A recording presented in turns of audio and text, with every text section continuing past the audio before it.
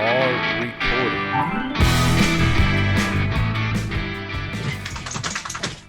You got a dog over there? Yeah, let me hold on, let me put them up real quick. One sec. Yeah. Of course, the second we were recording, they come. But all right, we're good now. What kind of dog do you have? I have a pit. His name's Blaze. He's about like 80 pounds, and then I have a coonhound named Otis. He's about the same size. Blaze and Otis. Blaze and Otis. Yep. That's awesome. Yeah, they're great. Uh, Josh, do you want to introduce yourself really quick? My name's Josh Thomas. From the outskirts of Philadelphia, I guess you could say. I'm a construction worker down in the city, and just about if it has anything to do with being built or put together, that's my forte. How long have you lived out in Philly? Well, I was born here, and then I moved down to Charlotte for probably 5 or 6 years, and then I moved back up here. So consistently up here, I'd say probably 13 years now since I moved from Charlotte. But when you moved to Charlotte, you didn't move there on your own, right? Like it wasn't No, I was you getting up and moving. my mom moved down, so I wouldn't want to say about probably fifth grade to like middle of high school. I was down there. Gotcha. Yeah. So, which do you like better? It's tough. It's especially tough now. With my job. My job keeps me up here, but I really enjoyed growing up down there. I like the weather. But yeah, it's a toss up. I'd say down that direction is probably where I want to retire. And not any sooner?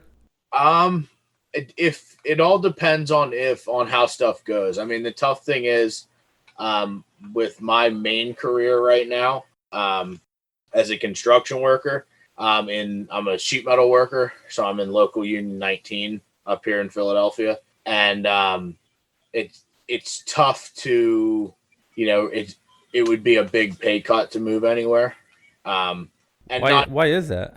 well down south, and I'd say anywhere probably below, I'd say like Virginia area, Uh huh. unions aren't as strong. So the whole point of my union is, they stand up for the rates we get and the pay we get and stuff like that. Because just as much as, yeah, anybody goes and gets a degree for their field, it takes the same amount of time to learn a trade. And sometimes when you don't have that union representation in the big corporations and stuff like that, you're just a number to them. So the union stands up for that, and as you go down south, the unions aren't as strong. Which in twofold, the pay isn't as good, but what I look at more important than that is the amount of work.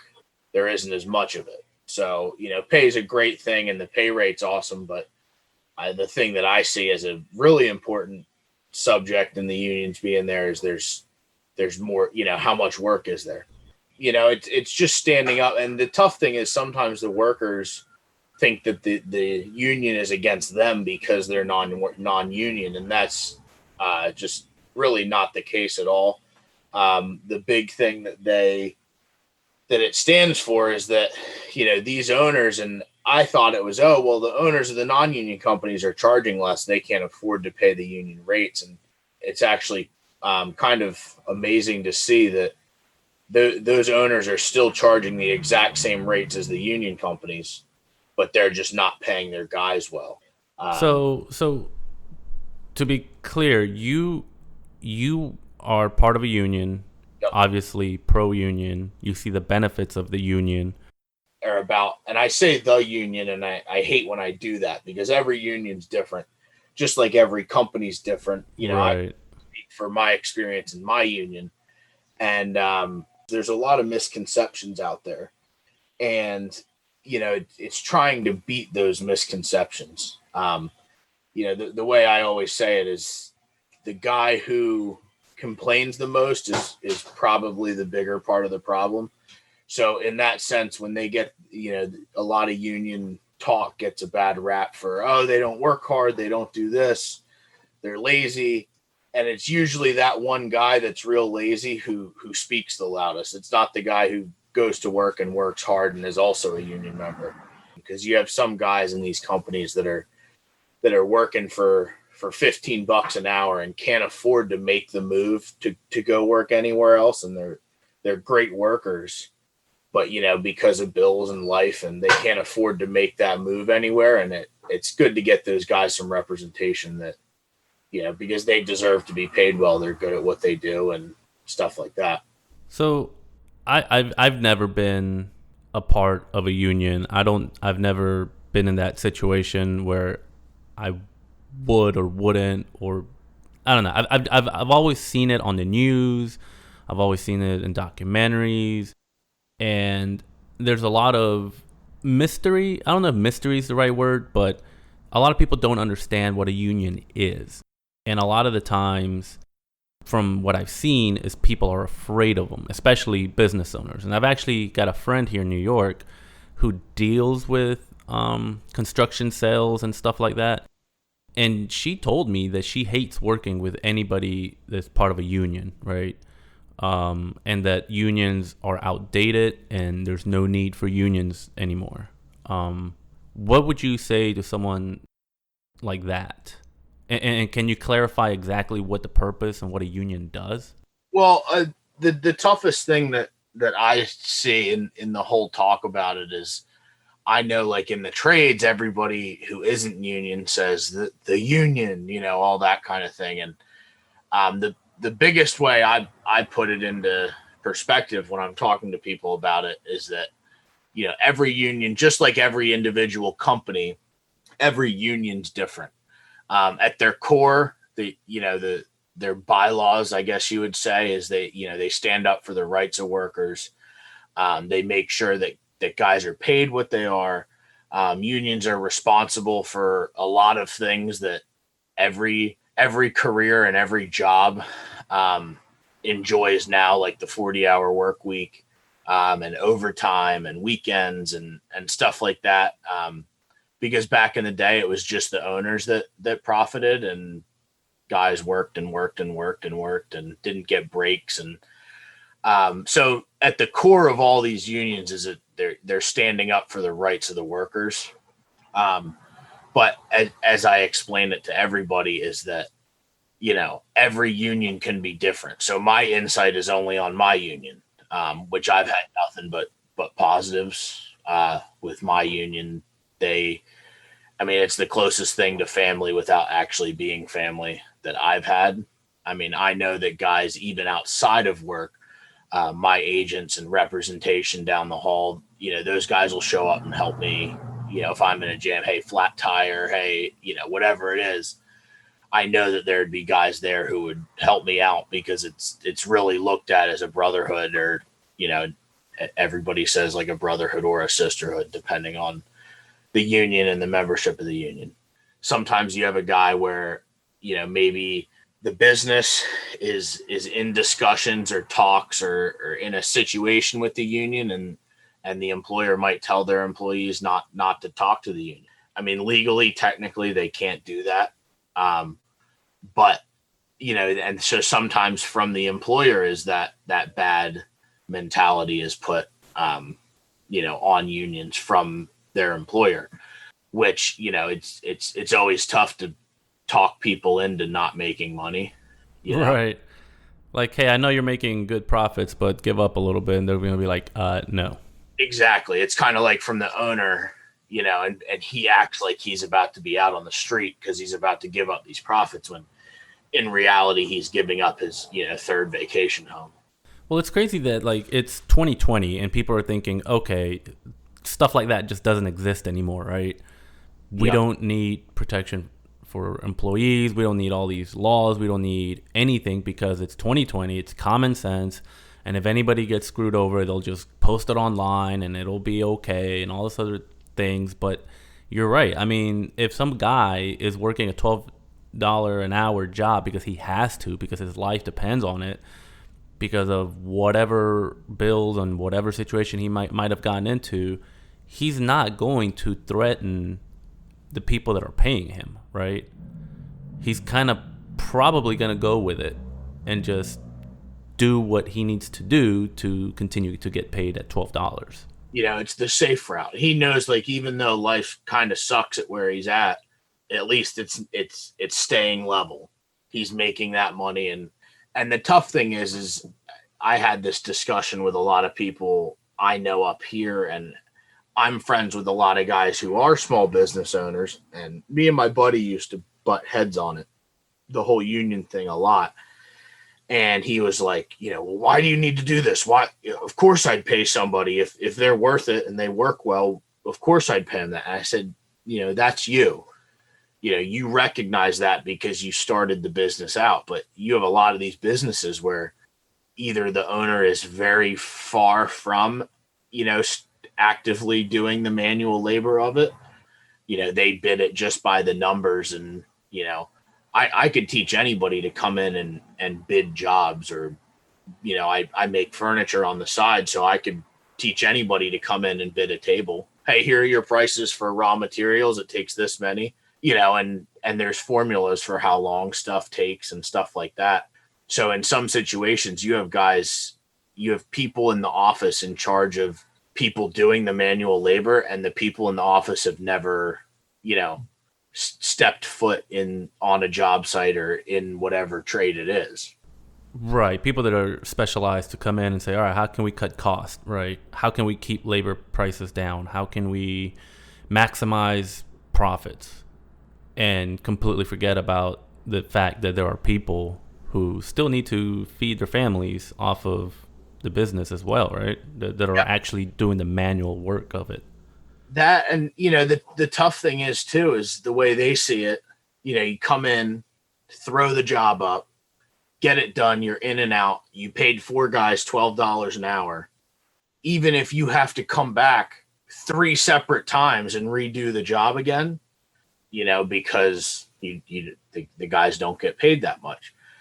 That's a big thing that me and all the guys in my union, and we all pride ourselves on, is that the job's done right the first time. We come in and do it right, and there are no callbacks. It's done right.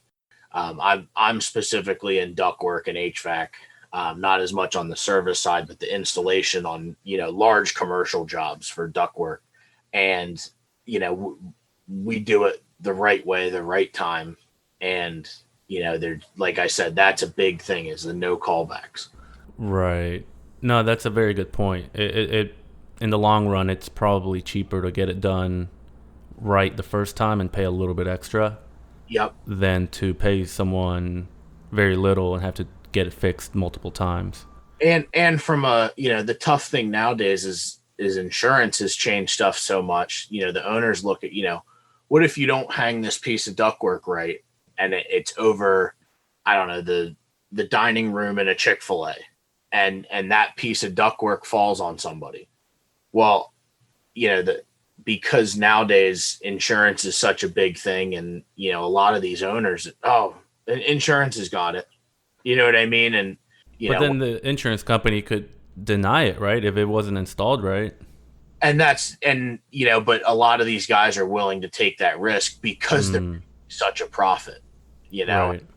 okay, well, if there is a payout, we'll just pay it out. As opposed to, I look at it as I wouldn't be able to live with myself if something I installed, hurt somebody because I didn't install it right. That, there's a million factors that could happen that are out of my control of installing it. Right. I want to make sure that it's not because I was just lazy and didn't install it right, that somebody were to. Does that happen? How often does that happen? How often does stuff just fall and kill people or hurt people? On what I've been on, not a lot, but I do know, and this isn't my forte, but there are a lot of factors on, not as much with the general public getting hurt, but the statistics on people getting hurt and even dying on non-union job sites as opposed to union job sites, that you have a lot more accidents on non-union job sites. So that's just of what's reported, and the statistics are pretty big. There's a lot of things that aren't done on, I mean, even just down to keeping the job site clean, you know, and that's a big thing because when you're working on a skyscraper in Center City, yeah, there it may be just some scrap lumber on the ground, but you could trip into it and it could turn into something worse. You know, you could have an elevator shaft, or you could have something even worse that makes that small little piece of lumber that somebody could trip on turn into a much bigger, you know, injury than just, oh, I fell over and tripped on Right. I mean, if anything, now you got me scared to go into Chick-Fil-A. it. I feel like something's gonna fall on me. Good.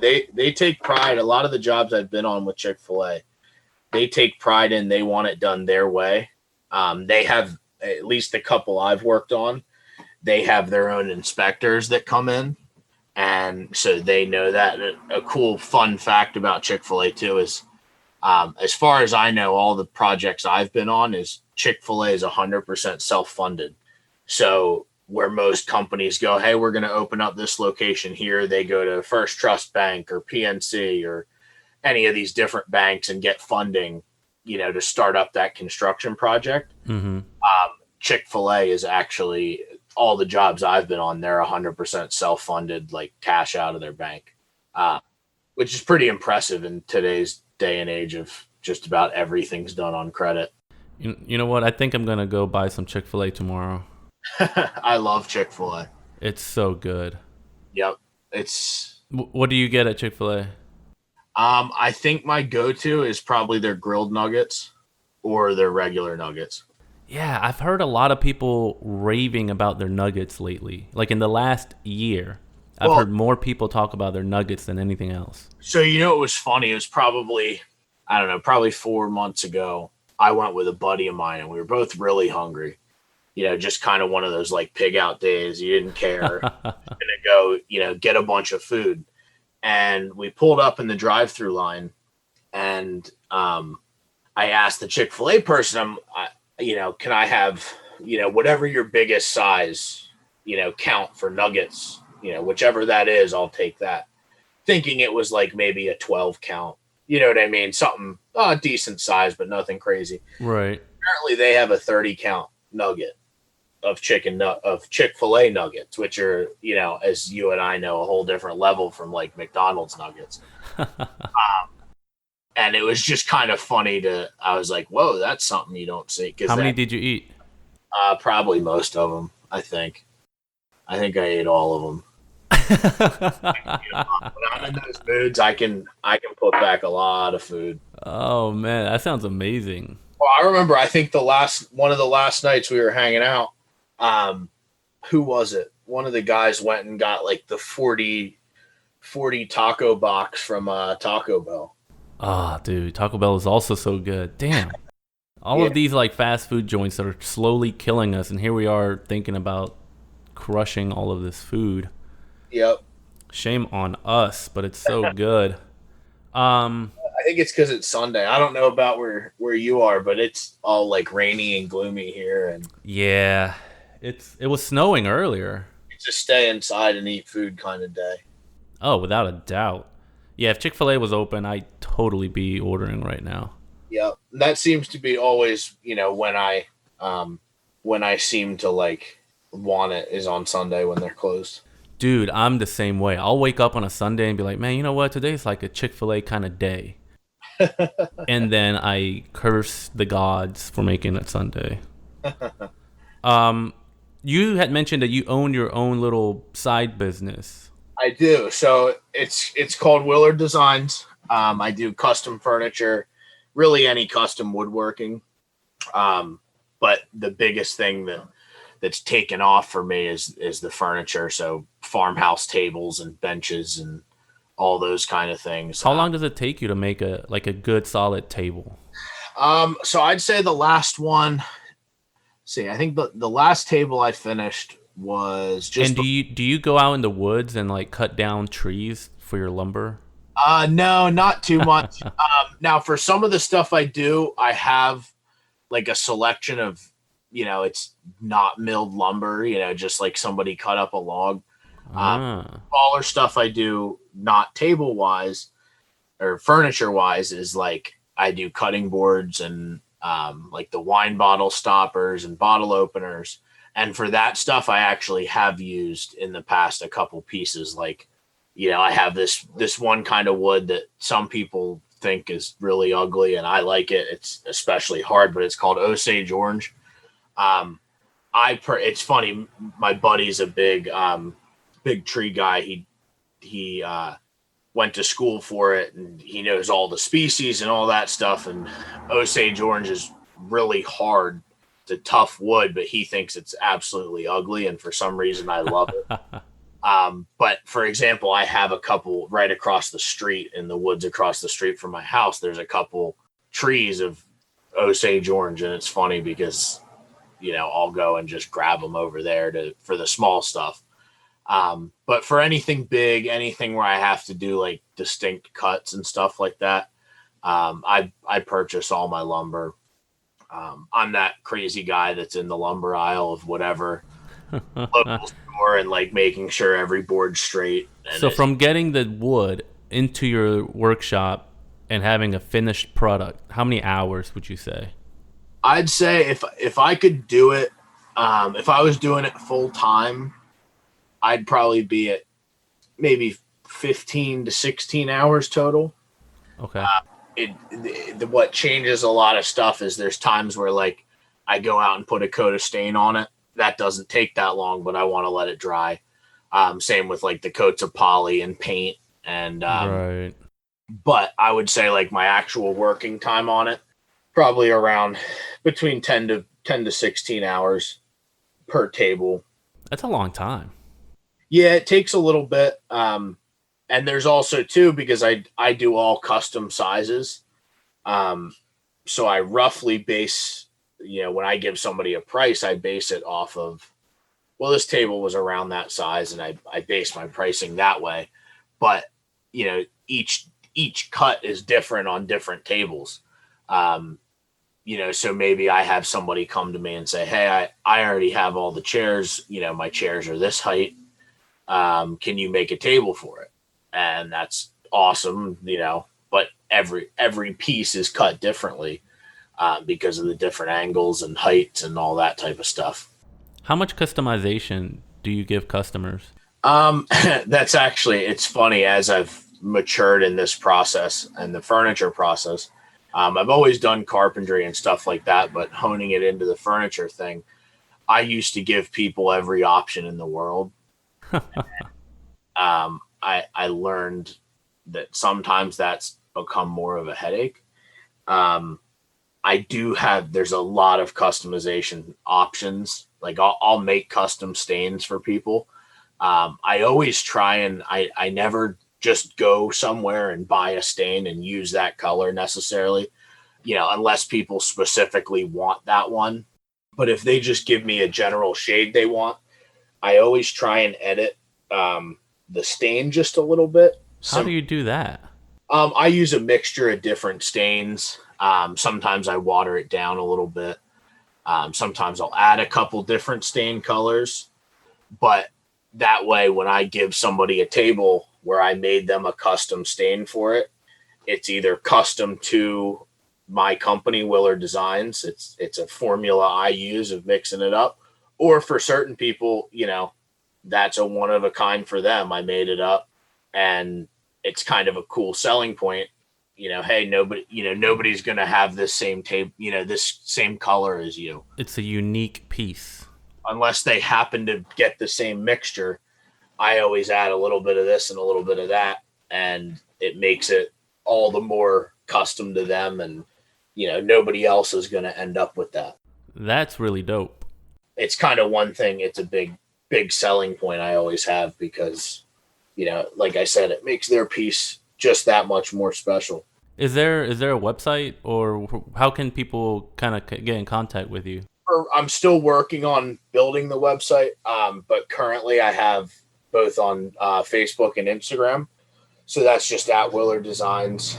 I think Facebook, if you just search it regularly.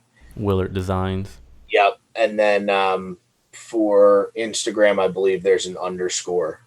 Okay, I'll make sure and post it on the social media for the podcast so people can kind of go in there. And I assume you have lots of pictures of the stuff that you've been making. Just about everything I make, I post. It's actually the last month and a half has been crazy busy, so I actually still have probably 5 or 6 pictures that I haven't posted yet. But yeah, I pretty much post just about everything I work on, and sometimes I'll do it, you know, in the middle of the progress too, so people can see that stuff and just really have, an in-depth interview like they're standing in the shop, watching their table being made. That's really cool. And then just to kind of pivot a little bit here, you apparently have a good following on TikTok. Yeah, it kind of started from I was one of the people that always made fun of TikTok, especially people with our generation having it. Yeah, I don't have it, and I don't understand how it's different than Snapchat or Instagram stories or whatever. Well, it's funny when I first got into it, and my buddies made fun of me for it, and because it has such a reputation that it's all, like I guess you would say like the teeny boppers, 12 and 13 and 14-year-olds on the app. And I always made fun of it. And then probably a little bit before quarantine, my girlfriend got me to download it. She's like, because she always liked it, and I'd see the videos she was watching. And I was also noticing that a lot of the videos on that are also, the creators who are the people who make them, end up posting them on their Instagram or their social media. So I kind of realized that I was watching some of these TikToks anyways on Instagram and stuff like that. Mm, So I decided to download it, and then quarantine hit, and I was seeing all these guys doing these TikToks that very similar to me. I think there was a big uh, surge of, I guess you could say, adults getting on TikTok when quarantine happened. right. I saw these guys similar to me, blue collar guy, liked hunting and fishing and working on stuff and that kind of thing. And I was, like, they're getting some good feedback and stuff like that. So I decided I was really bored one day in quarantine. And I'm like, you know what? I'm going to go make this video. And I had an idea for one, to like the biggest thing I've learned with TikTok is the trends people have. And if you capitalize on a trend at the right time, it, It hits. it hits. And so I capitalized on a trend that actually was funny. A lot of females were doing it, but I put my own spin on it, and it like kind of overnight took off. And before that, I had put up just like, some stupid video of my dog, and it got a couple likes, whatever. I thought it was funny. I guess people didn't. And then I put up this second one, and it just, I guess, right time, right. And it took off. And then I had a couple more that took off. And then it was just kind of funny because it was stuff if people follow me on Snapchat, it's similar stuff to what I do anyways. Because I tend to get, especially if I'm working or if I'm working by myself on a job or after a good day at work, I'm notorious for like just the kind of funny, goofy, like lip syncing to a song or something like that. And it's all similar to what I do anyways. When we go to work, different guys on the job, I like to keep like a light, a fun, happy atmosphere. And, because you want to enjoy going to work. And I would capture that on Snapchat a lot. And it's just funny because that's kind of what TikTok was, or people doing these different trends. But it is definitely, it's kind of like a black hole time wise you can go into, because you can sit on TikTok and all of a sudden, like a half an hour, your life's gone and you have no idea that it did. Yeah, that's the dangerous thing about social media in general, right? Yep. And it was crazy because my justification for it, because I still get a couple buddies that break my balls about it. But my biggest thing is I'm like, well, I technically made money, and I had, during I think the second video I put up, A girl from New York actually, because I put the link to the Willard Designs Instagram page on it. And in a lot of my video TikTok videos, I was in my shop, which had a big sign up that says Willard Designs. And she actually messaged me for a custom wine rack for her dad, who or her brother, who was he's a New York City police officer, and I think he had just gotten a promotion or something like that. Which I'm big on that. I love supporting anything military, firefighter, police. Right. I have a couple close friends that are officers, and so but it was cool that technically I did make money off of it because it centered a Willard Designs, and you know, Yeah, I mean, social media, it's dangerous, but it does have its little benefits here and there, yep. And there's and there's nothing wrong with that. Willard Designs is we're sending a custom made flag down to a client down in Georgia, which was all because of social media. I don't know how they found us, but I ran a promotion for the holidays, like one of those social media contests, and they tagged enough people in the comments, and I think it was on Facebook was the competition she won, and she won a $100 gift certificate, a travel mug, and a custom made flag from us. So that's kind of cool to see how far the spread is. No, that's awesome that you won that, and it's awesome that you were giving that away. Yeah, social media definitely has its little benefits, right? It's a tool. It's a powerful tool, but too often it's misused and abused. I agree. I think it's good in moderation and good to be used for the right things. Right. Like even when was it? So I don't do social media too much. Like I'll use it to kind of just, I don't know, tickle my balls in the morning, Uh huh. and then I kind of leave it at that. But I have a friend who was telling me that she had a coworker literally view everyone's social media because she wanted to know who was pro Black Lives Matter and who wasn't pro Black Lives Matter. Uh huh. And that's just ridiculous in my viewpoint, because if I don't post anything about that type of subject, all of a sudden she's going to assume that I'm anti Black Lives Matter or if whatever, right? And it's like, what are people doing? Like, this is such a waste of time and energy. I agree. I mean, my thing is that I for the longest time I'd always find myself I'd get caught up in, oh, arguing with somebody on Facebook about this or about that, and it's just like, one, I have more things to do during the day. Like, not to sound like I'm too busy or too good for it, but like I don't have time to sit and stare at my phone for 20 minutes every hour. You know, Right, right.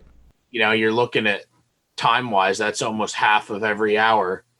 You're staring there typing out a response on your phone, and it doesn't go anywhere. That's Right. the big thing is I don't like discussing a lot of the hot button stuff, whether it's on social media or with other people, unless it's close friends, mostly because if somebody's so one way and how they already have their mind made up, I've never heard two people get into a discussion who have opposite viewpoints and walk away and, oh, you know what, you're right, I agree with you.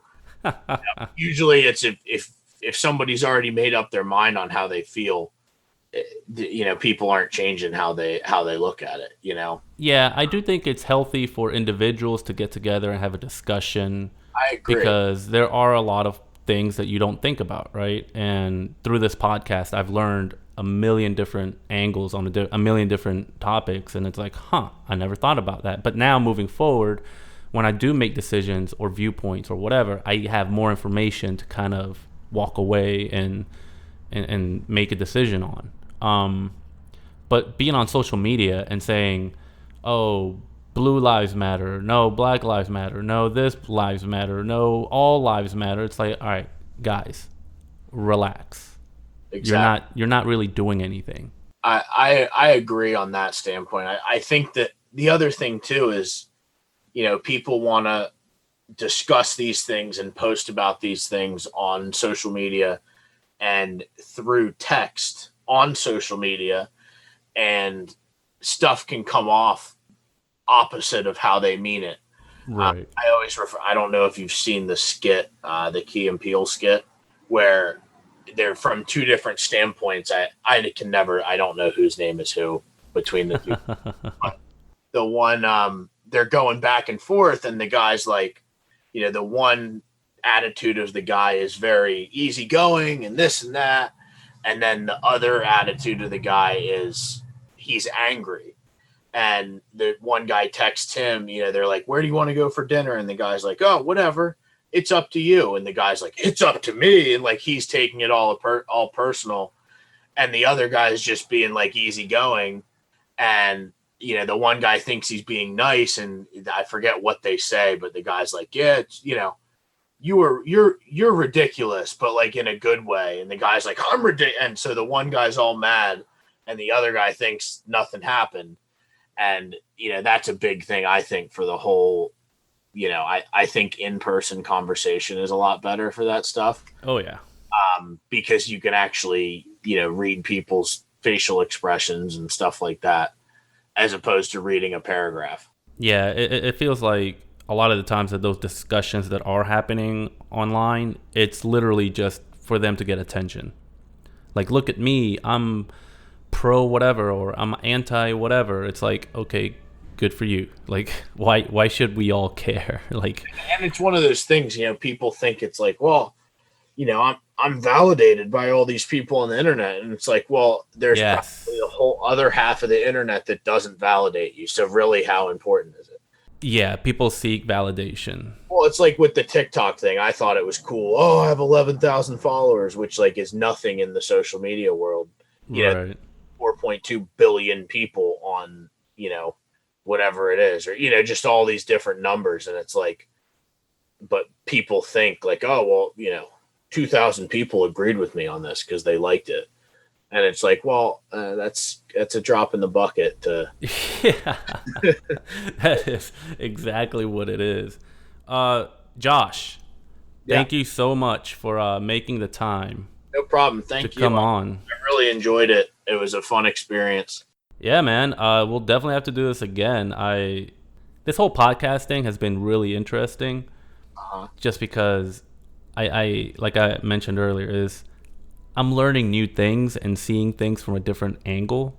Yeah. And sometimes I agree, sometimes I disagree, but it's not my job to sit here and say what's right or wrong. It's more of a, let me just listen.